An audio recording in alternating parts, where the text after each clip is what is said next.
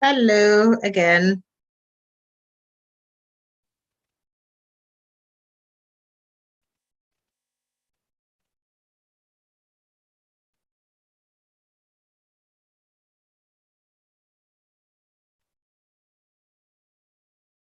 Yeah.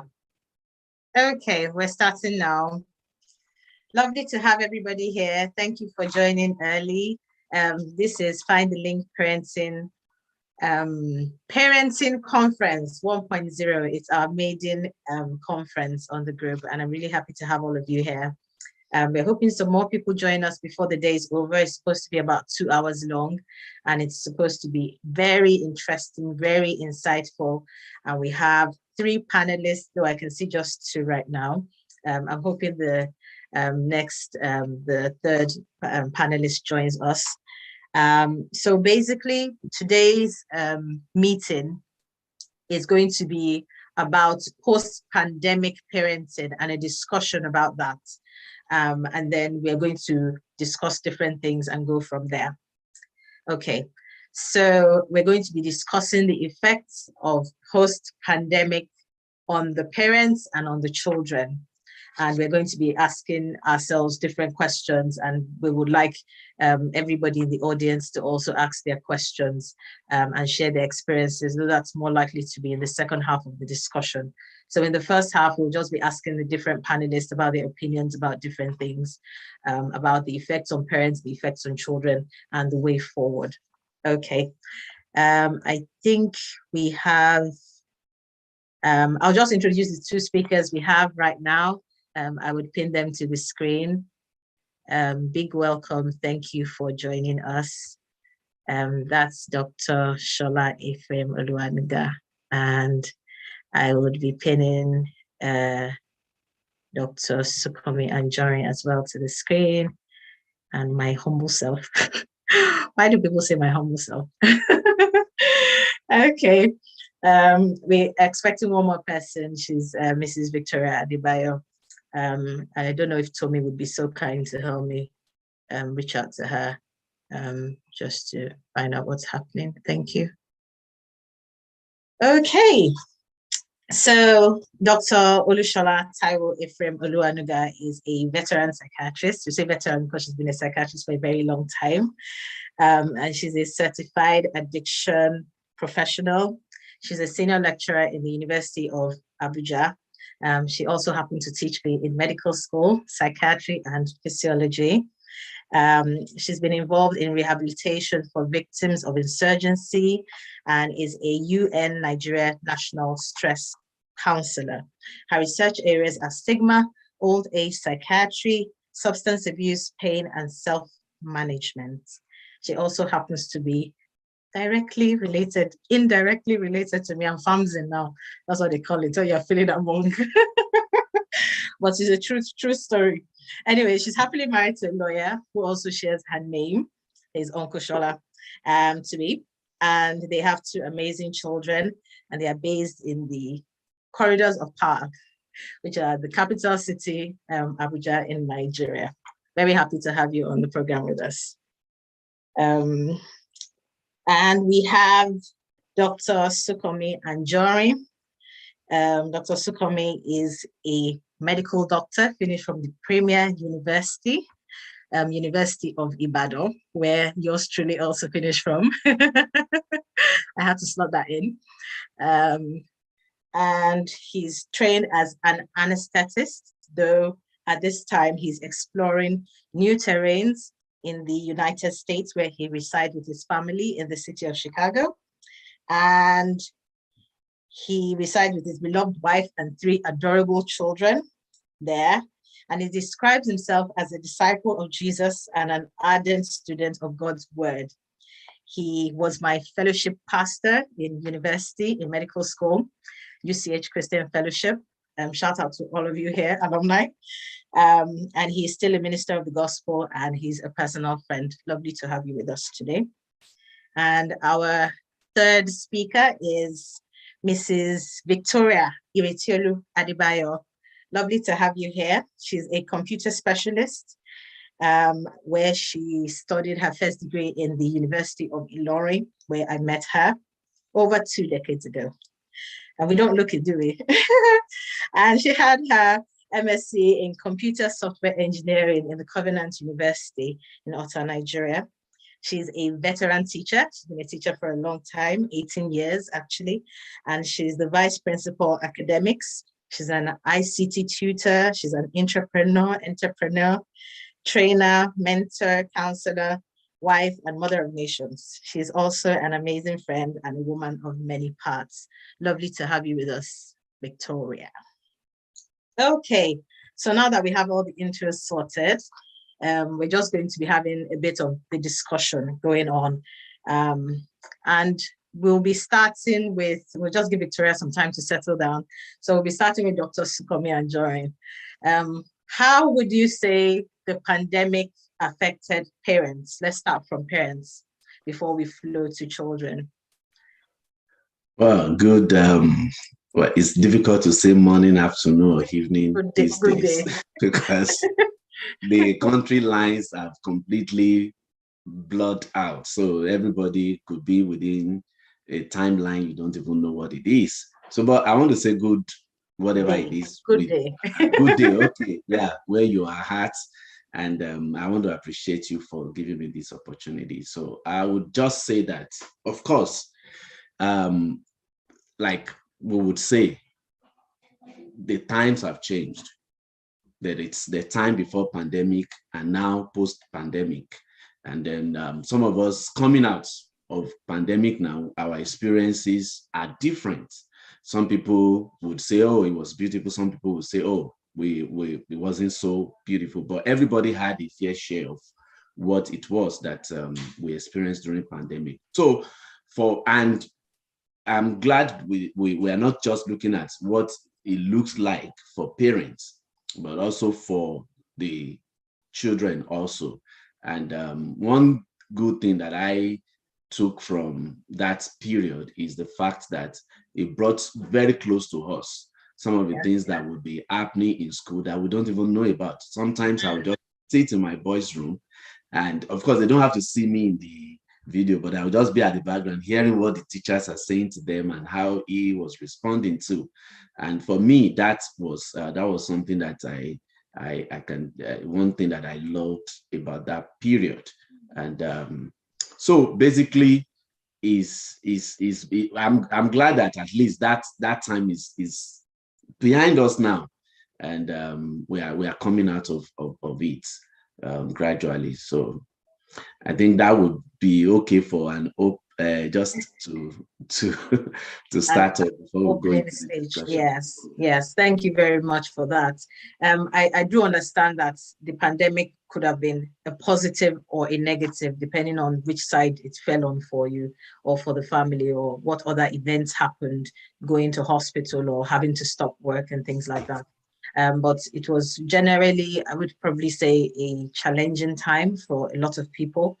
And even people that had a positive experience needed to deal with change, and change is not something everybody adjusts to. I will come to that towards the end of the discussion about how parents and children could have maybe, or how we would react differently when changes like this happen. This was, of course, an unprecedented change. We probably had words like unprecedented times and things like that. It was quite novel, the things that were happening then. People holding toilet roll and all kinds of interesting things happening at the time, among others. But yes, what are your thoughts, Auntie Shola, in your sphere? Sorry, hope you don't mind. I used to call her Auntie Shola. Yeah, but that's Dr. Sola Ephraim-Oluwanuga. Yes, in your sphere regarding relating with parents and how they were handling the times of the pandemic, what would you say your experience was? Well, I think that it was a mixed bag, but I think it had the positive side in that it forced parents to spend more time with their children, because, those parents who were used to going out in the morning and coming back at night were home all day. There were also some parents like us, though, who still had to work and then had to cope with having children at home to look after, whereas you were used to going to work and the children to go to school, So it was a mixed bag. For parents, There were those who discovered habits they didn't know their children had, some of them bad. There were parents who discovered talents that they didn't know their children had, or the children had more time to work on those talents. For us in my house, for example, well, it meant, for example, that the father had to do more of the caregiving on like what had been there in the past. I think, though, that period was largely stressful in a number of ways. Again, because everybody was home together all the time. There was plenty of time to litigate and relitigate issues, children quarreling, struggling over things, everybody wanting, I want the TV this time, I want this device or the other, so I think it was a mixed bag. I definitely think that the world is a better place without the COVID locked in, because I think the model of everybody going to work, going out and coming home together is more compatible with happy family life. Everybody being locked in together all day, every day was not very easy. Finally, I just chip in this one.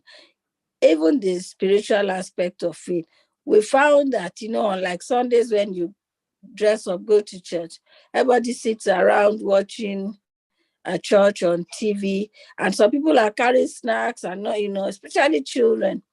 They were very distracted, unlike when there was no COVID and they had to go to their Sunday school and learn and so on. I don't know what other people experienced, but I didn't find that funny. So maybe I should also pause like the pastor. Thank you very much for sharing with us, Ma. So I'll just like to slot this in, something I read in a book on child development, and it was about young children, about them learning by repeating actions, by making associations between things, people, places, and by observing people and copying others. And of course, we know adults generally learn visual, auditory, sensory, sometimes a combination of all. But of course, the change in the terrain and not going to school affected the way people learned. So I guess most people were already used to the formal setting of children studying, and then somehow everything changed and people had to learn on devices. People had to start knowing how to use technology, even if they were not familiar with it before. And in that sense, the sense of conditioning in which learning takes place in a particular place was kind of disrupted.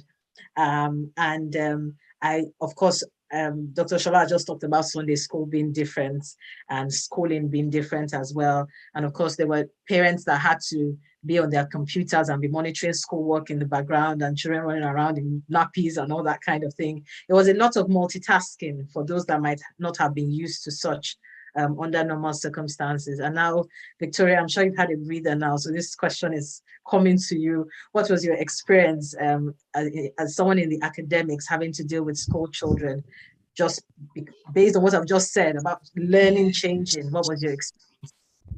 Yes, thank you, everyone. It's a privilege to be here today. Thanks, Amy, for inviting me again. All right, I think I should just start with one video that will not leave my head in the course of the pandemic. A woman came up with a viral video. I don't know how many of us saw it. And it was a public apology to teachers.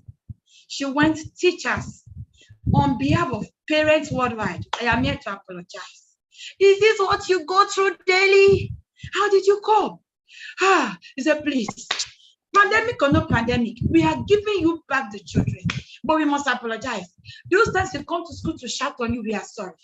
Those times we say, I laughed because I say, yes, it's hitting home.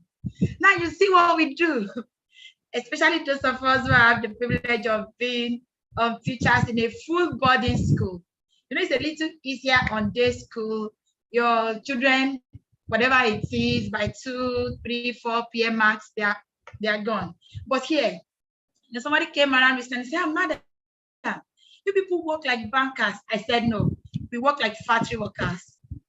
So From the side of the teachers, it was a brutal time. Or of course, we miss our children, that's the truth. But on a serious note, the pandemic brought out a lot of things, just like Madam Lishola said. It brought out, it's like, I call it on my own notes, discovery sessions. Some children are getting to see the real face behind what their parents look like. This is dad, this is mom. Oh, I see. You know why? Many of them, before they are off, their parents are out. By the time the parents are back, they're in their bed. So it's usually a hi, hello, goodbye thing that they get to see. But the pandemic, like she said, forced everybody to be at home. There was bonding, even though it was forced. However, that notwithstanding, the children, the students who have been used to screen time could still not find that time to bond with their parents. And incidentally, with the introduction of online classes, most parents don't have an idea what goes on when a child has any device. So they see when the child has a class, that is all they know. By the time they are behind the computer, a lot of other things go on there. And the discoveries, most of it came back to us in this processing. But generally during the pandemic, it was more of discovery time for teachers, parents getting to know their children, children getting to know their parents. Like she also said, the talent discoveries, then the side of your child that you didn't know, the side of your parent that you didn't know. And those who could not see eye to eye were forced to have to live in harmony thanks to COVID then. So I think from our side, of course, we missed our children, but it was more of parents having to be a little more of teachers that time. Thank you.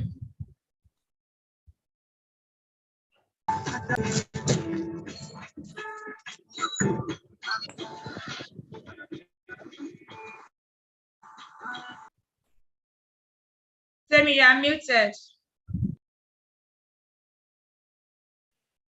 Thank you. I was just trying to mute. I was hearing some background noise. So thank you very much for sharing with us from a teacher's perspective, really eye-opening. So you've already talked about the effects of the solitude, the presence of the children with the parents and the presence of the parents with the children. So parents were having to do more monitoring, children were having to see more of what was happening between mom and dad. And unfortunately, the pandemic also brought out some not so pleasant sides, because people that would otherwise have been out of each other's space during the day were now forced to be in the same space, and maybe things could not be overlooked. So in that sense, things also happened during the pandemic for some people. And of course, things are easier to sweep under the carpet. If mommy has gone out, daddy has gone out, there's no need to talk about what happened or who was irritated with who and things like that. But when you have to sit in the same space and eat together and everything, for those that really wanted that bonding time, it probably turned out for the benefits, because they maybe got to bond better and speak better and be more open and transparent. But for those that already had cracks in the wall that were just waiting to go apart, it was probably a very difficult time, especially even for the children to observe things going on between their parents. And I think it also brought out a lot of emotional issues about having to deal with change and having to respond to stress. I want my friend Dr. Sunkanmi to talk about this. What will you be able to say about the reality of death for children at this time? Because it was very obvious. It was not something that you could say, oh, don't worry about it. It was something that was in the news every day, and people were talking about it. Probably people that were known went into hospital and things like that. How did you manage that, for instance, in your own household? Thank you. Now, I would want to just say this before I talk about that. I mean, it's not something you could hide from any child who could hear and see. It's always, it's always there on the social media, it's always there on the TV, number of people dying and, people talking about it and how sick some people even got and that they knew were sick. But let me just put this at the background of my response to that, and it would be important for all of us to just note that the way we look at this time, yes, we talk about pre-pandemic, post-pandemic, but that period we call post-pandemic is also within a particular Bible timeline. And it's important for us to put that at the background, for us to know that this is not, this is perilous time. The Bible tells us that in the last days, perilous times will come. Say, for men will be lovers of themselves, lovers of money, boaster, proud, blasphemer, disobedient to parents, unthankful, unholy, unloving, unforgiving, slanderer, without self-control, traitors, headstrong, haughty, lovers of pleasure rather than lovers of God. Now, I said that to let us know that the best way to look at everything that will give us a perspective of peace, perspective of hope, and perspective of the God kind of reality is when we see through the lenses of the scripture, through the lenses of God, when we look at things the way we see them. In fact, sometimes we will say that, oh, yeah, you need to know this, you need to know that. And I say, and I believe everybody on this platform will agree with me, parenting is spiritual. Is spiritual first and foremost, and there is no way you can divert that from. You may have the knowledge, you may have gone to school, you may teach your children all the things you know and ensure that but there is an aspect of what you cannot do. You cannot change who they actually will turn out. You will do your best, but I've seen a lot of children from homes that if you look at the home just from an outlook, you think everything is perfect. The parents are, great, pastors or educated, but their children didn't turn out well. And I don't look at such parents and blame them. So with the reality of death into this, that is the way you can look at it, and there can be hope.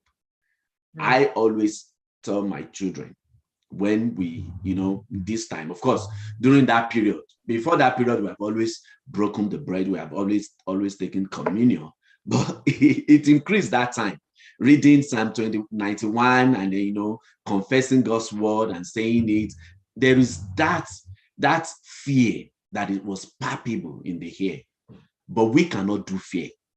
We cannot do fear. We cannot do fear, and we have to constantly talk about that.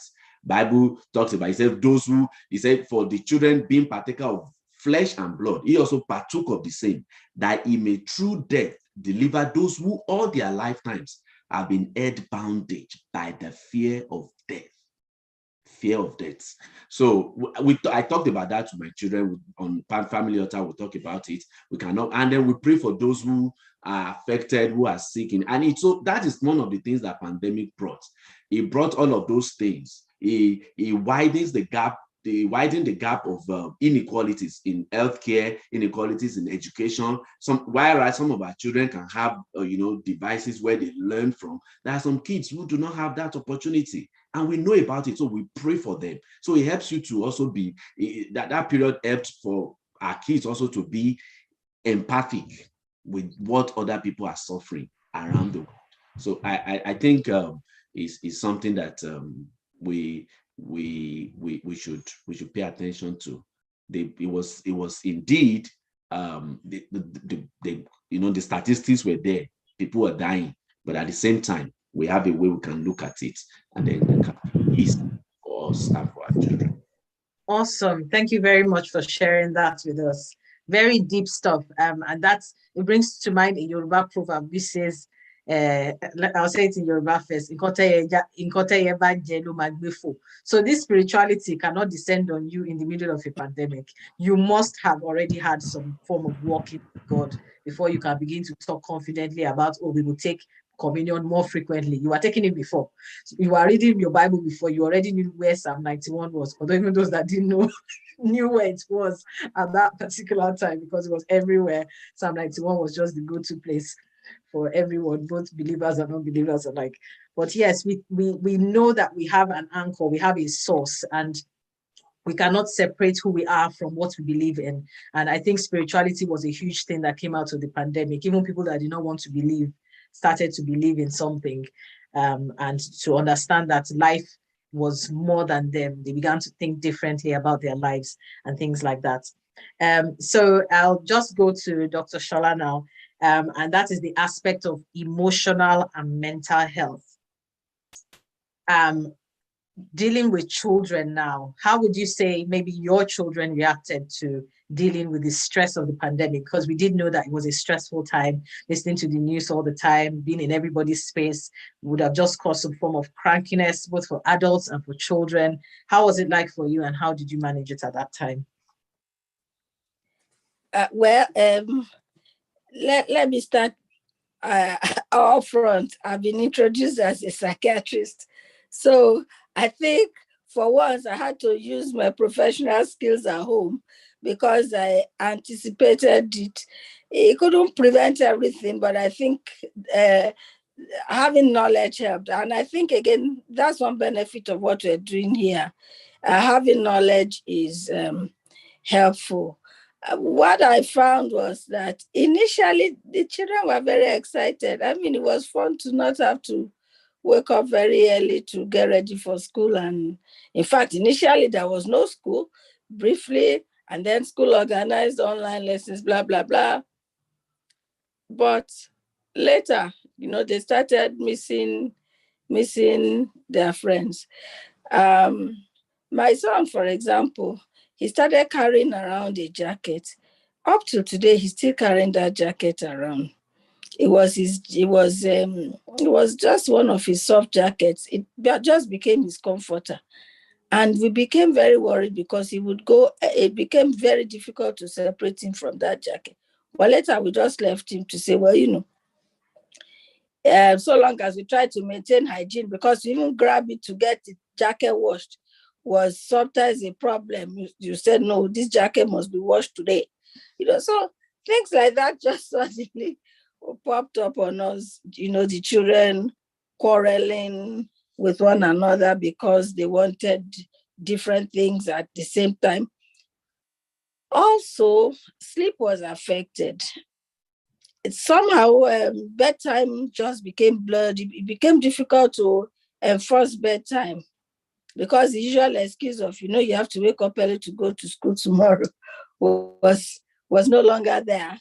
They knew that they could wake up at 7:30 and be in front of their lesson by 8, So those things were there. You could also tell that they were missing their friends. You saw my older daughter, for example, during classes would be typing messages to friends instead of listening to the class because they wouldn't see, they couldn't see one another. They'll be typing chat messages, they'll be making plans to have Zoom meetings outside of classes and so on. This was sometimes for me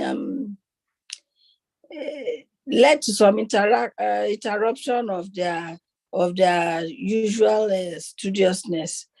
There was also a lot of attention seeking. I found that there was a lot of attention seeking during that COVID.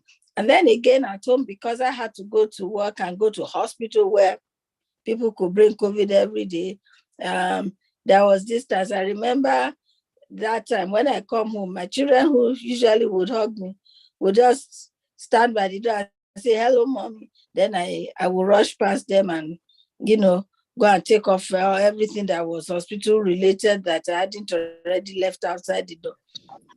I don't disturb it. That was stressful. So for children not to be able to hug one at any time. So, I think by and large, the stress was there, but I think also a lot of those things have tended to remain. COVID is gone, but it's almost as if, it's not completely gone. What is worse now is that we're hearing is coming back again.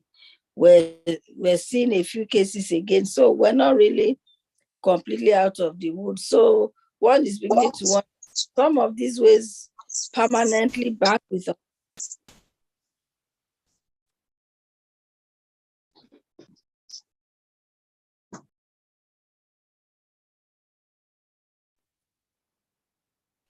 Sorry, Ma, please unmute yourself. Yeah. Yes. Yeah. No, I actually ended up with a question. I said that the way that we're hearing that COVID is coming back again, at least outside of Nigeria, even in Nigeria, we are seeing a few cases again in hospital. I'm saying that one is wondering, are these changes permanently here to stay? Thank you so much, Ma, for that perspective. Before you go, there's more for you. So the kind of hand washing that could have turned into an OCD, some people might not know that, obsessive compulsive disorder for both parents and children. How do you think that we can push that away? Because some people with mental health had more mental health issues, and some people that did not have mental health issues began to start having mental issues based on the overwhelming anxieties that came out of that period. So what would you have to say to people that are even still dealing with that? And I think at this point, let me just slot it in that everybody needs to become a mental health advocate, because so many people are struggling. Most are still not talking about it. It's usually just a little bit easier when you can speak about it. Okay, Mom, over to you. Yes, it was, I think that it was probably new. Incidentally, in my house, the issue was more with my cleaners, because as for the children, they were kind of used to being told, wash your hands, wash your hands. But I think that the cleaners did not find it funny having to wash their hands, and be seen, because they too are used to being left at home to do their work. And suddenly all of us were at home and we could actually see how they got work done and how sometimes they don't wash their hands in between tasks. So it was a challenge. It was a challenge. But I think that I wouldn't even say that hand washing was the most challenging thing about COVID, as much also as the don't touch this and don't touch that. Even when you took children out, don't touch, you didn't want them to touch any public surfaces. And if they did, then they'd have to wash their hands or sanitize their hands. Even there in the car, you could buy something, they no, you can't eat it until you wash your hands properly. So yeah, I think it was stressful, but I think also it taught us all better hygiene. Yeah. Looking on the bright side. Looking on the bright side. Well, yes, that's one way of looking at it. Of course, for those that don't know, if everywhere is too hygienic, you're still more eager, you're still more likely to catch bugs. Because there is a degree of immunity that comes with a little bit of scatter space, but that's not an excuse to be dirty, but just so that we know. But yes, it was very difficult for people. I, in particular, even though I didn't have a child at home or parents nearby or anything, it was very, very difficult not relating with people. So even though I was talking to patients every day, I didn't have like friends around, all the usual gathering stuff. And I was seriously considering going to buy a teddy bear. in my adult age, a big teddy bear that I didn't have as a young child. I'd always been thinking, oh, it would be so nice if somebody got me a teddy bear. Anyway, I finally got one, and that must have been last year. But before I got that, I had one of my colleagues at work that always gave me a hug, and every opportunity to give somebody a hug, I did take it. So it was a bit difficult, especially for those of us that are maybe hugophilic. And maybe you never really knew how hugophilic you were until you are not supposed to touch anybody. You're not supposed to hug anybody. Yeah, that was a huge issue. Of course, more adults felt the need for reassurance, even the need to hug your children, to tell them you love them, to, be a bit more vocal, where maybe parents are not even usually very vocal, especially in Africa, where we come from. I know most people might be more vocal in the developed world just because it's something you see every day, and parents and everybody are saying, oh, I love you, even to complete strangers. But yeah, maybe where we come from, the I love you, is maybe providing food, and and be just generally cautious. So yes, it was a bit of a learning curve, especially when having to provide reassurances to people going through this kind of difficulty, which was not like physical, but more emotional and mental. So now I'll just go to Victoria, who has been having a field day and has not yet spoken very much, but you're soon going to take the floor now. And that's because we're going to be talking about gadgets. Okay, so there was more exposure and access to gadgets. What would you talk about the long term, like effects on the eyes, effects on the sleep? Dr. Shola has already talked about sleep being an issue, but gadgets also cause another huge issue for children, having to sleep, being exposed to that light for so long, having an effect on their eyes, and also having their brains buzzing when they should really be resting. And what would you say about the limitations that need to keep on gadgets as an IT person? Thank you. Yes, thanks, Jamie. Truth is, the subject of gadgets can never, ever be exhausted. That's the truth.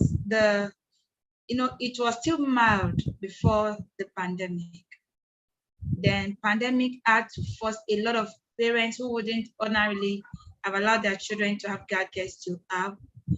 Now, daddy has to work from home, mommy has to work from home, but they still need to keep food on the table. So they had to get Junior his or her own gadget because he needs to connect to school. And several schools charged during that time almost as much as, if not more, than the arbitrary school fees. So that exposed children to gadgets without any form of recourse. Now, the major aspect of things is with children, the way the children's brain, I'm sure our doctors in the house can testify to that, is like there's a difference between the way our brain worked in our own days compared to how these children's own do. Just give them a gadget. They don't need manual. It's like it's wired up there. So they go to intricate parts. As I've had the privilege of training students the last 7-8 years now in this international Microsoft competition. I have some of these students. I could have given to my own knowledge the best answer. I would tell them this is the answer to this question. If I step out, maybe we went for a class and came back and they tell me, Ma, Senior Nonso said I answer. Whatever Senior Nonso says stands. You know why? Those children, if care is not taken, they can sell you through the gadgets. You go and get the money for them. You pay, you credit them before you know you are the one that was on sale. They got that good. So, in as much as it's such a good thing that they need to connect to the world, like personally, I don't know how to put it, but if you know the kind of job I do, like I joked about it that time that we run here like factory workers. I don't used to have a time of myself, except during that pandemic time. And I was able to transverse different countries of the world. I see myself in trainings, in programs that not only am I the only Nigerian, but probably the only African. There are some places I got into right from my table, right from my laptop. There were certifications that came trailing me that I did not even know. I just get online, went there, see anything teachers, anything educators, I am there. And I look around, I'll be the only Black. Now, for me, because as an adult, I know what I wanted. I could easily break it down. But for children, most of, like I said, all those sites, all those places I went to, when you click on one, you see similar ones. So I go for that. Like the children too, they start from one place innocently, and you can't tell where they end up online. And then the things they can do with gadgets, there's a case of a child who the mentor, the person that's trying to coach her, saw a DP like around 2 a.m., 3 a.m. Nigerian time now. And it was one, would not have been kind of DP, especially of a Christian child, especially of a teenager. So he said he believed the child was sleeping then. So in the morning, wanted to talk to the child, I saw that the DP has changed. Now called the attention of that, but I saw a different display picture in the course of the night. I say, uncle, that one is for when I'm online with my peeps. But you've changed, you say, yeah, that one is for daddy and mommy. Because daddy and mommy will only check the device in the mornings. This girl has gone everywhere in the middle of the night while they are sleeping. So right now, the physical effect of the pandemic is not as much as the virtual.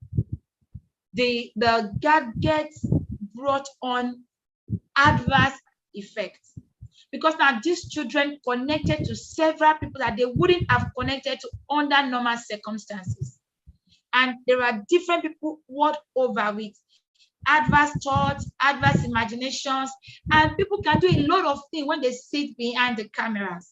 You know, we saw a lot of videos that time. People just wear just shirts and boxers because they know what is going on under, and they are presenting to the whole world, because nobody knows what things happen behind the camera, behind the screen, behind the devices. So it has exposed children to a lot of things beyond the widest imagination of adults. Sasamas, my candid opinion is like what Effect told the mother, mommy, calm down. We need to calm down to be able to enter into these children's spaces now. In fact, I was telling somebody, I said, very soon you're going to see people, this is how they'll be going, like zombies, because everybody is bent over on gadgets all over the place. The moment you give a child a phone, they know where to go. They know how to discover your pattern. If you use pattern, maybe the only thing that can work is maybe it is your facial expression. They've been able to circumvent all of those things. And that happened, that few 6 months, I think in Nigeria it was around 6 months. We knew what we got back when the children returned to school. We knew how it was difficult to bring them back to class, even though they are seated in front of you. You hear yourself say, Shola, come back to class. Like, you should be in class. You know, all of those things happen because they are now distracted. They are imagining those things they saw, the places they went to. So the effect of pandemic on gadgets cannot be overemphasized. However, for us to get these children back, it is going to be gradual. It can't be something forced. They are in on it. Look, I had two of my boys recently had to stay with me during they had a 3-week break in school. So because they were also preparing for the Microsoft competition, I allowed them to use their systems. My goodness. I thought the only addiction children have would have been drugs. I am talking about boys, grown-up boys that they kept their laptops on, they are working on it. The moment they wake up, it's on the laptop. You come back, you meet the plate of breakfast on the dining table. They create space for it. The one of lunch right there. Maybe the only thing they didn't do on that spot was to pee or poo on the spot. They could not leave it. It was that bad. I had to seize their laptops for several days. I had to make them end the use of it. They've even gone beyond TV. It is this, just get internet. I don't know. So it is so adverse for us because like our school, except you have computer class or you have Cisco or any other software-based classes they have, you're not allowed to use computer, let alone on the internet. But we still get there, we still see things without, I don't know how they do it. So it's a lot, it's a cancer now. In their heads, they can't get it out. So it will take God to help us and then vigilant parents. It is no longer business as usual after the pandemic. Thank you. Thank you very much. That's very deep, very insightful. It is no longer business as usual. Vigilant parents, spiritual parents, present parents. So things have got to change. We can't just say, oh, they're not back to school. Oh, it's all right. No. There's a need to have listening parents. Yes, so you brought so many things to the fore, and we already can see that technology is not going away. It's going to get faster.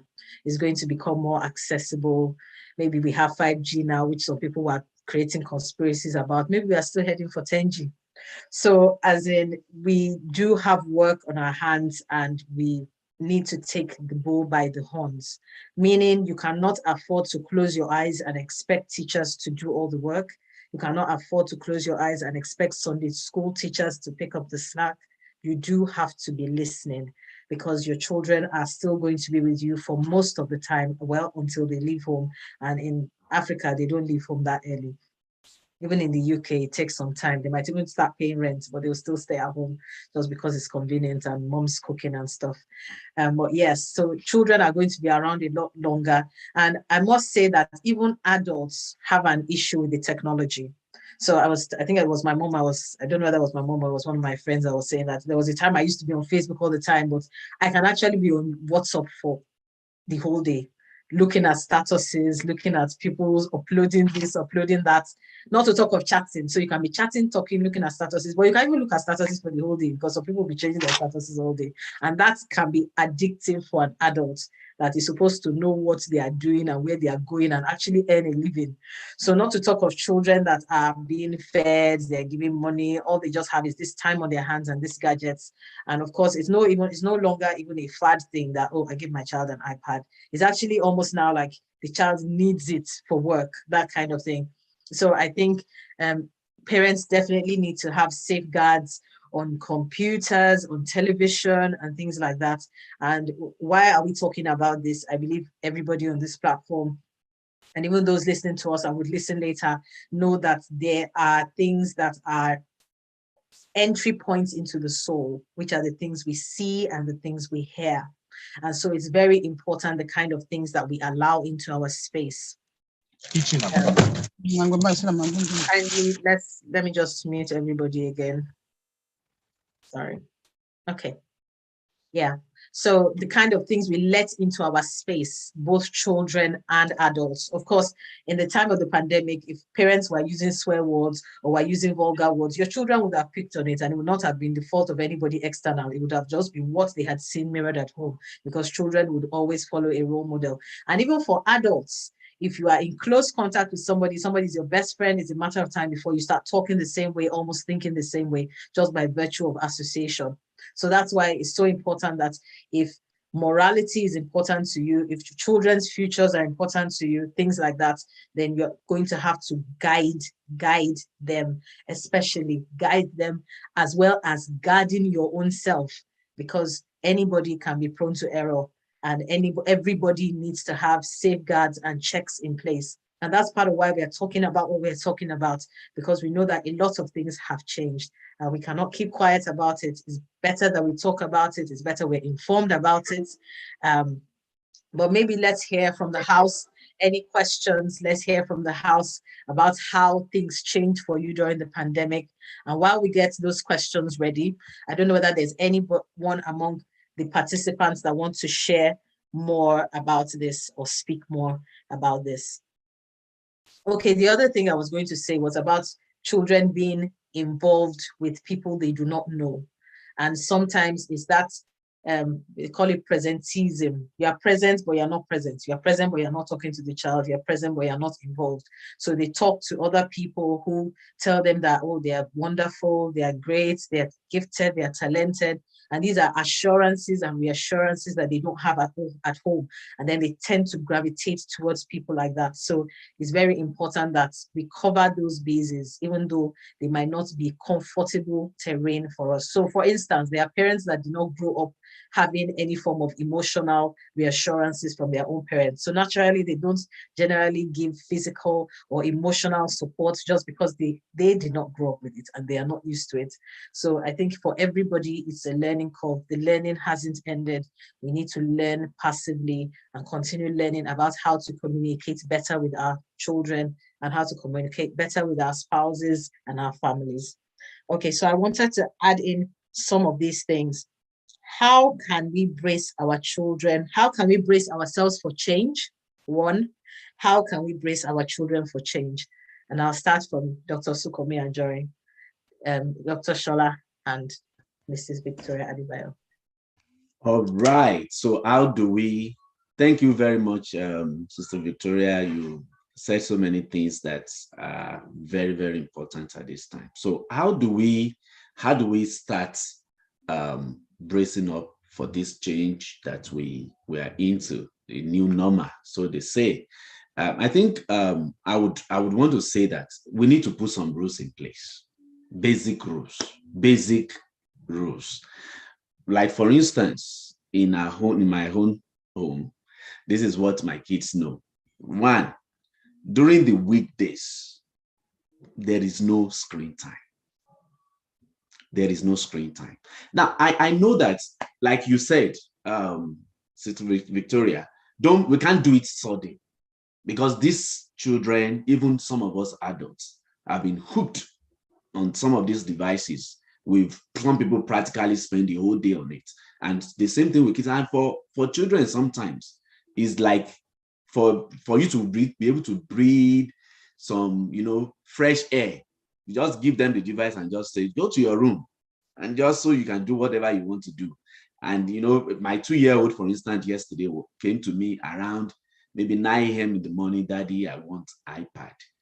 And I'm like, okay, wait, I'll give it to you, but not now. I wanted to just try to regulate it, but she kept coming. And like you said, they know where to go. You don't even have, just put the password or open it for them. They know where to go and how to. So you can't just take that suddenly from them, but putting some basic rules in place will help. So like that, we say nothing, but weekend, you see, like yesterday, I got back around past 11. They will not sleep. Because they know this weekend is starting this Friday, and the way they take the weekend, they want to be on it all the time. You still have to kind of regulate that for them.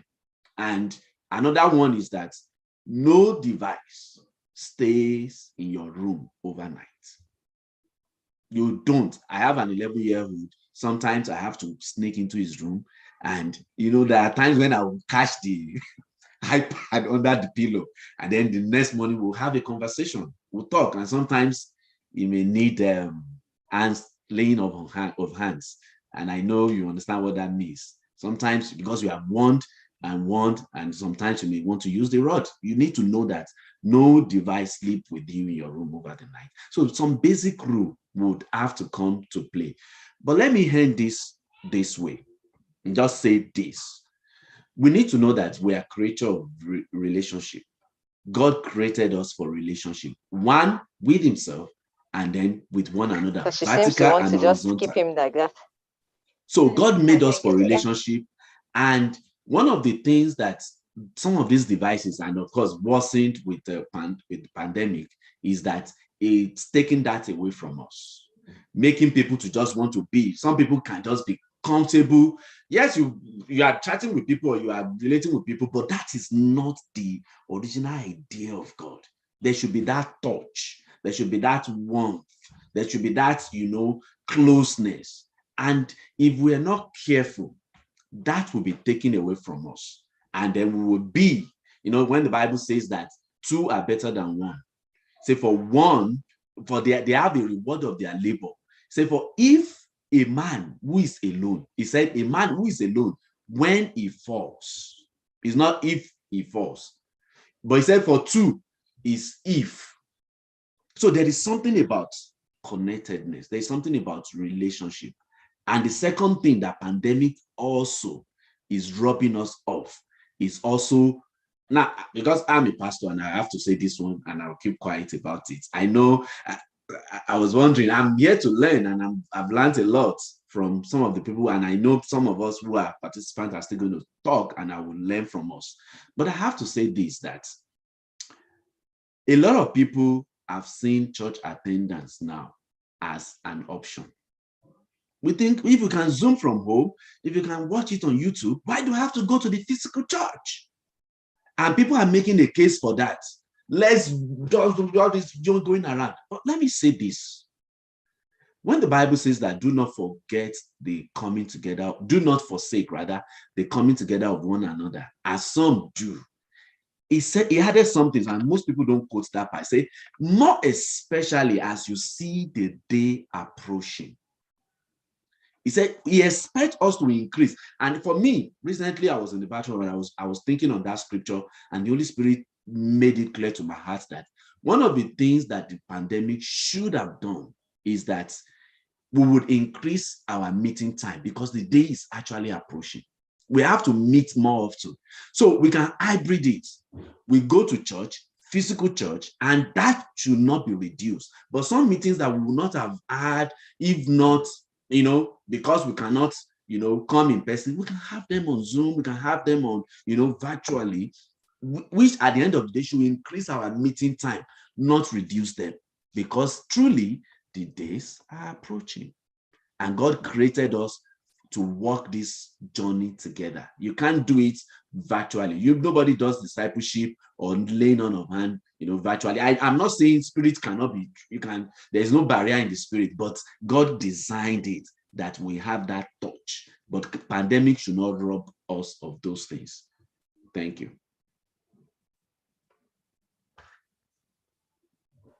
Thank you so much for sharing that. That's very, very insightful. Of course, some people would have different views about meeting more often, though, of course, I can see that there are more meetings in the virtual space. I must also mention that the increase in meetings in the virtual space has made me think that are people having more activities as a group and less activities of intimacy with God themselves. Because sometimes I go on my phone and I see so many things on there and I say, I have to stop myself. I say, no, I have to read the Bible by myself. I have to pray by myself. And then I will look at these ones later. But it appears to take more effort because it's easier to just read devotional everywhere, all the voice notes, all the YouTube, everything, and then just feel that we have done devotion today. But as far as God is concerned, he wants that personal, just like my brother Sunkanmi was describing, the need to have a personal contact with you, to be able to listen to you, to be able to hear you speak. And that's what communication is about. That's what real fellowship is about. And it's interesting that as we get older, and so we'll see 80-year-olds and 90-year-olds, and all that they love to do that would delight them the most is to see people to sit and talk with them. So let's not wait till that time. Let's build on it now. Let's not wait till that age before we realize that we actually need relationships and we are relational beings, because that time a gadget will not fulfill any of those needs at that time. Thank you very much for that. So over to Dr. Sola. You're going to tell us about how we can brace ourselves for change and how we can brace our children for change. Thank you. Right, thank you. I think that that change is already here. Whether we realize it, and I think most of us realize it. I think the thing now is to stabilize ourselves. I'm finding it more important to deal with the idea of rooting. We have to root our children in the Word of God. We have to root our children in our own values, because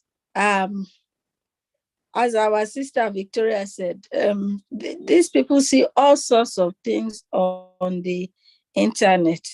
And so the more reason why it has become important for them to know what we stand for as Christians, what our family values are, so that the children don't have any doubt, and so that they also don't get corrupted by anybody. In fact, we need to be intentional in training our own children to be able to defend their values.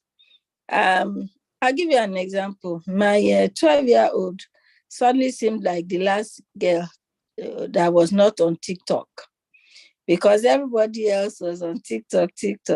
But she's still not on TikTok. She doesn't have a TikTok account because I have told her it's not necessary. I have let her know that the benefits of TikTok probably are far less compared to the disadvantages. Oh yeah, it looks like, maybe this person gets on TikTok, then their video goes viral, they become famous personalities. And I say, there are billions of girls in the world, and maybe a few thousand have made TikTok success. Why do you want to take that gamble? So you find things like that. It's important for children to be able to know that they don't have to do what everybody is doing. This is the time to let children know that God made them an original. They don't have to copy anybody. Please get that book and let your children read it if you haven't. You are born an original. Excuse me. Don't die a copy. It's very important to let our children know each of them are special creatures of God. They don't even have to be like their own siblings. Each one just has to be a unique individual doing what God wants them to be doing, because the fact is God has an assignment for each one of us as his children. So they need to understand that very clearly, and we need to keep letting them know it. It's also important for us as parents to continue to become practical examples. Practical examples, because these things we're saying children are doing, adults too could do them. So if you find an adult who too will not get off screens, will not get off devices, and then you are preaching to the child to get off a screen and get off a device, you are being hypocritical. So we need to live by example. They need to see that we are doing our own quiet time where we pray by ourselves, we pray with them, where we're not just telling them to do those things. We're not telling them to read their Bibles when we don't read us. We must be authentic. Children they can recognize, they can smell fakeness from a distance. So we need to be authentic. Children need to know that, life is not about just do what I say, not what I do. Do what you tell your children to do. And if it's something that adults are allowed to do, but children are not, make it clear to them why it's not good for children and why, and when you think that they might be allowed to do that. But let's be honest, most of the things we say are not good for children, are also not good for adults. We're even encouraged to come to Jesus like little children, with the mind of little children. There is an innocence that is also spiritually preservative. If we allow ourselves to be jaded, if we think that because we are adults, everything is okay for us to watch because it's rated adults and we're adults, is wrong. It's very wrong. I don't watch anything that I wouldn't let my children watch with me. There's nothing I want to learn. Like I always jokingly say, if there is a romantic story, I'm already married now, so I'm not learning how to go and watch the romantic. So, so fact is that let's be authentic. Let our children see that these values are good. Let them see the benefits of doing what we tell them to do, because those things are good for them and they are good for us. Finally, I think the other thing that I would say is that we should also not be afraid to confront our own weaknesses as adults. For some of us, this pandemic exposed some of our weaknesses. I'll be practical. Some parents, some adults are not very good at multitasking. They didn't know. They weren't very good at multitasking. And suddenly this pandemic came, they had to multitask whether they liked it or not, because they might be having a meeting in the office on Zoom while their child is doing lesson and the child may need something. So some people, it became anxiety provoking to them. It's important to recognize that we don't have to be 100% perfect in every way. And we don't have to paint ourselves as 100% perfect, because that makes some children even feel inadequate. It makes them feel as if they are lacking in confidence. Why am I so full of faults, where mom and dad are so perfect? We're not saying that we should let them celebrate the fact that they are not perfect, but we should let them know that we're working towards perfection.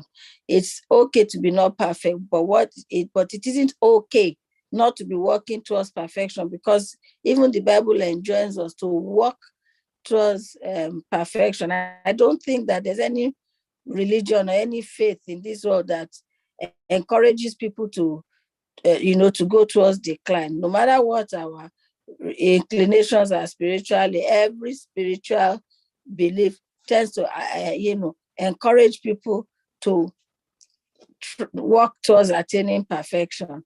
So I think I'll pause. Okay, thank you very much. Thank you very much, Ma. That's very insightful. Now, there was something you've mentioned that has brought something to my mind, and that is about, even though you've mentioned about parents not being perfect, children not being perfect, nobody really being perfect yet, but working on it is the plan. I want to mention about parents retaining their position as parents. I'm sure this has been said in one of the parenting sessions we had last year. So sometimes some parents get to the point that I can't do it, I'm not very good, blah, blah, blah. And then they stop correcting their children. They just leave them. They just let them be that, because me too, I'm not very good. You should just do what you like. So the issue of relinquishing your authority just because you think you are not a fantastic parent yet is not an option, because children are given to us in trust. And so to the best of our ability, if we need to correct them, if we need to do something for them, we need to let them know as soon as we can, because we might just be the angels that God has put in their way to guide them and guard them at that particular time. And who knows whether it will be your words that will save them from something. So Victoria, I think over to you.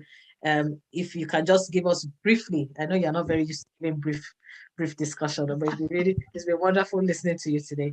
Yes, that's how teachers are wired, so don't blame us too much. All right, but teachers, really, teachers are amazing. With what my co-panelists have said, maybe the one thing I would just have to add is we need to create alternatives. Let me share true life story. So the students had what you call an extension class, while the other students at home, we have the certificate classes in school. So we got them this beautiful timetable, more of work, play, work. It was so fun-filled.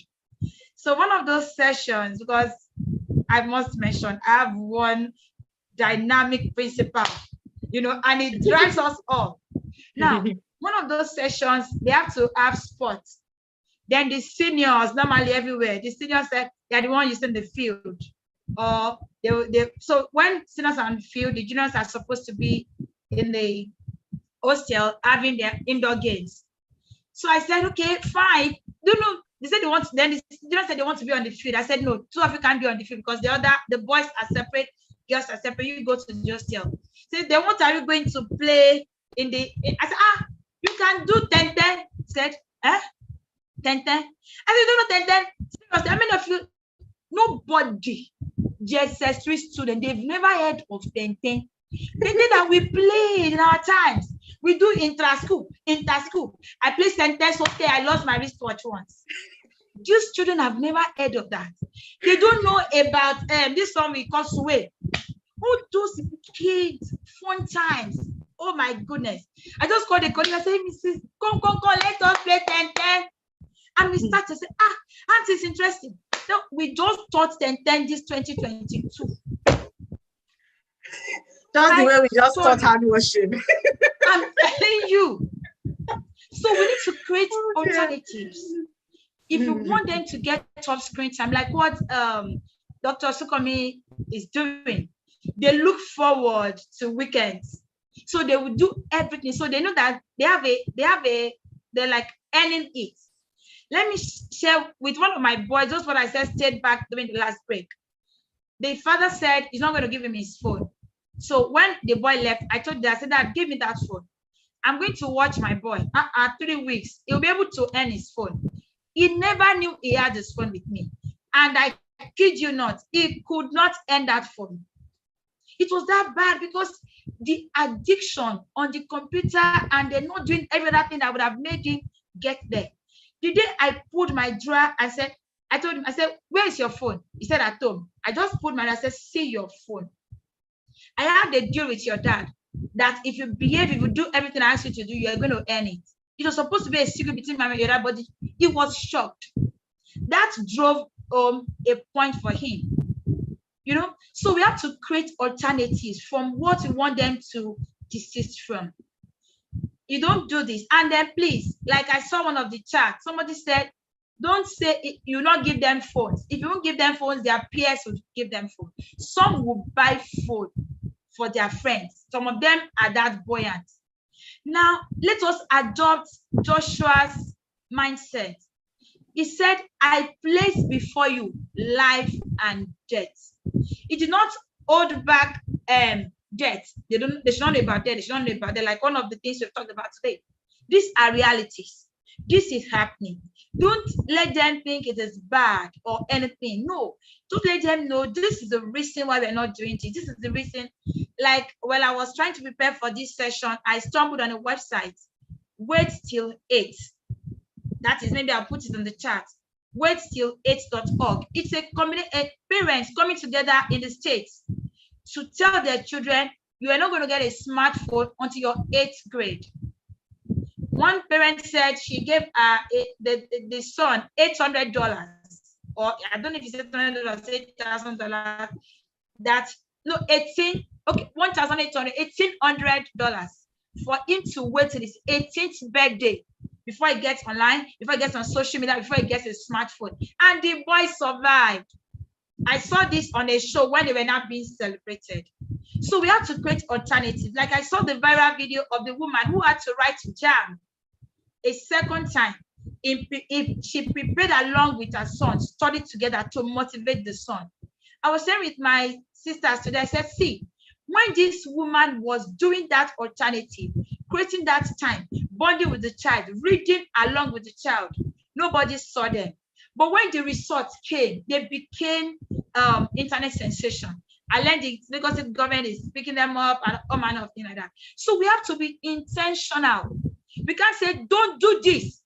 And the child will ask what I said, because I said so. They have gone past that level. You must let them know why they can't do it. It's not like it is bad, but these are the things that if you continue to do. So we need to create alternatives, and then we have to, like my co-panelist also said, we have to be in it. It has to be together. Like there were some instances in school we handle ourselves, but when it gets to a stage, I call the parents. Sir, ma, this is what your daughter or your son has just done. Wow, it's not like that. I say, yeah, that's what I want you to know. So that when you come around, it's not just about bringing shawarma and every other thing. There are matters arising. So in trying to get them to stop, like I've said earlier, it has to be gradual, but you have to be involved in the process. You can't assume they should understand after you are in school or this. No. No assumptions. This is the time to lay it all bare. I remembered my niece when she was a toddler one day, because we censor every movie she watches, every song. So I was the I don't want to call it unfortunate auntie there, not the mom or dad to her. So they were playing this song. My God, don't pay, shout hallelujah. So she looked back at me. Auntie Vic, is this a good song? I said no. Say, but they are saying hallelujah there. You know, because this is what is out there. The maga don't pay means I swindled somebody and he paid up. Hallelujah. The only thing my niece could pick then was the hallelujah. So I had to explain, no, the fact that they say hallelujah does not mean, you know. So we have to be involved in it. One day the students were playing a song. And I said, what song? Said, Auntie, how did you know? I said, how will I not know? So that I know how to correct you. So I am involved in it. The song they sing, the song they listen to, I hear it out, I listen to them. Who sang it? Is it a Christian song? It is lyrics. No, who sang it? You know, we start that conversation, and then I bring them out from it. So we need to create alternatives. If you want to take, it's like a give and take thing. We want to take this from them, we need to let them know how to go about it by giving them alternatives that can relate to it. Thank you. Thank you so much for that, Victoria. I think it's now clear that you have that you cannot have a short discussion, but it's lovely hearing all those amazing examples. And I was seeing my brother Sunkanmi laughing when you are talking about 10 and Sway. I was about to say, do you know these ones? And how do you know them? I will spare him now. But yes, it's very similar to what I tell adults when they're trying to quit smoking or they're trying to quit excessive drinking in clinic. And I say, this thing is a crutch for you. So if you don't have something else that you are substituting it with, when you get stressed, you're going to go back to it, which is what they usually do. Because even like some might be familiar with the Bible story that when one devil went out, he went to tell everybody, the place is now empty, let us now go a mass. And they went back with 7 more. So you cannot leave vacuums in different places, even in your own life, even in your children's life. You have to be filling it with the good stuff.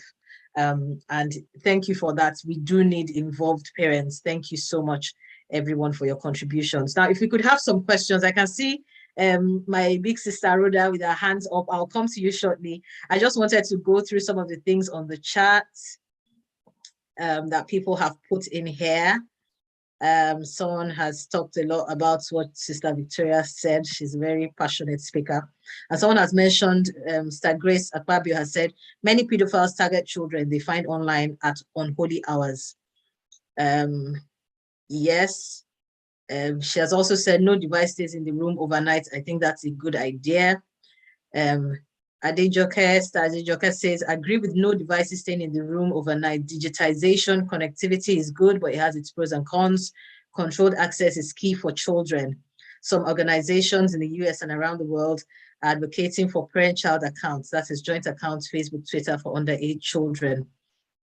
Their argument is that the internet has more advantages than disadvantages. We need a balance and meaningfully engage them offline and online.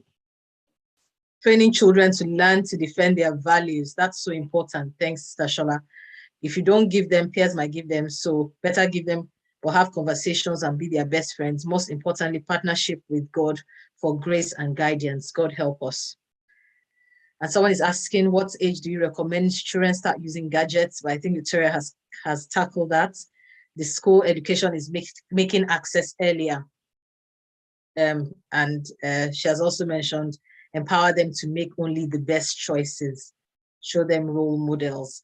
I wanted to chip in about sex education. So we've seen what has happened with sex education. So because in some parts, especially in the Christian circles, we don't talk about it very much. It's a bit of an uncomfortable topic for a lot of people. So we don't talk about it very much. So people have issues in their marriages. Children are exposed to it, but don't know what to do or what they should be doing or not doing. And the kind of factors that can make or mar in that kind of circumstance. So we now realize that we need to talk about it in an age-sensitive manner, but we have to be able to say this is the right thing, so that they are not just told what is the worldview of this kind of behavior. Of course, as we know, that's sex was God's idea, not ours. So it's always good to look at him. And someone was saying, thank you for this conference. This is the reality we are all facing. We need to step up our parenting style, give them the right and lasting values. Okay, thank you very much. So I would just take the hands that are risen, that are up. I said that are rising. Okay, so Sister Rhoda first, please unmute yourself and ask a question. Thank you.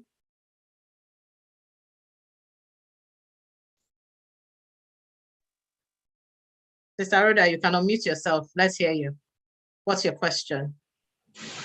It's actually not a question. Can you hear me, please? Yes, we can hear you. Okay.